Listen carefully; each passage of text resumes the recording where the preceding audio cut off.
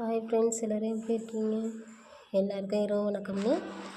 இப்போ என்னென்னா பீக்கங்காய் சட்னி செய்கிறது எப்படின்னு தான் நம்ம இப்போ பார்க்க போகிறோம். சரிங்களா? அதுக்காக தேவைக்கு வெங்காயம், பச்சை மிளகாய், பீக்கங்காய் தோல் சீவி எடுத்து வச்சுருக்கேன், பொட்டுக்கடலை, பூண்டு, பட்டை மிளகாய் எல்லாமே எடுத்து வச்சுருக்கேன் ஃப்ரெண்ட்ஸ். நல்லா பாருங்கள்.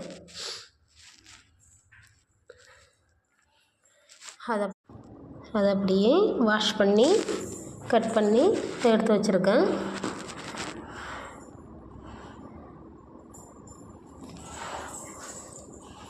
அப்புறம் அடுப்பில் எடுத்து கடாயை ஒரு வதக்குற மாதிரி கடாயை எடுத்து எண்ணெய் சட்டி எடுத்து வச்சு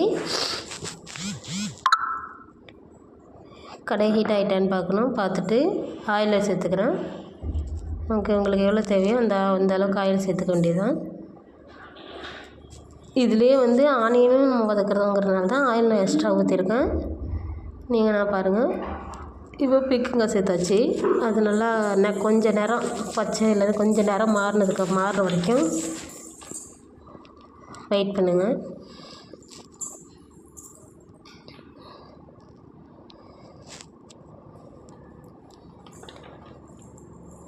பாருங்க, நல்லா வதங்கிடுச்சு.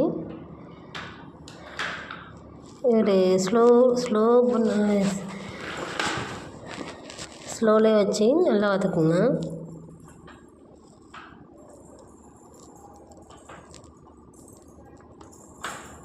ஹை ஃப்ளேமில் வச்சுன்னா அந்த பச்சை வாசனையும் போகாது, கலரும் ஒரு டார்க்காக ஒரு தீஞ்சு போன மாதிரி போயிடும்.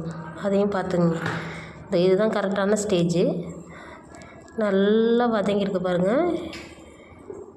நல்லா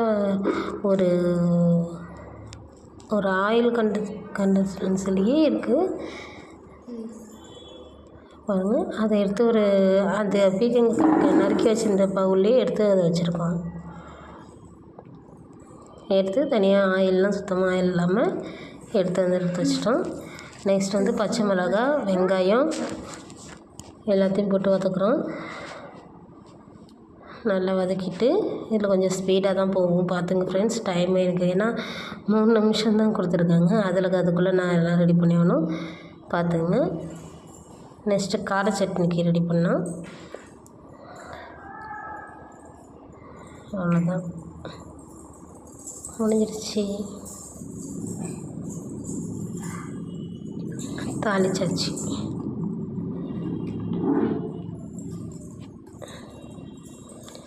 சுட சுட தோசை ஊற்றி அந்த 2 சட்னி வச்சு சாப்பிடணும்.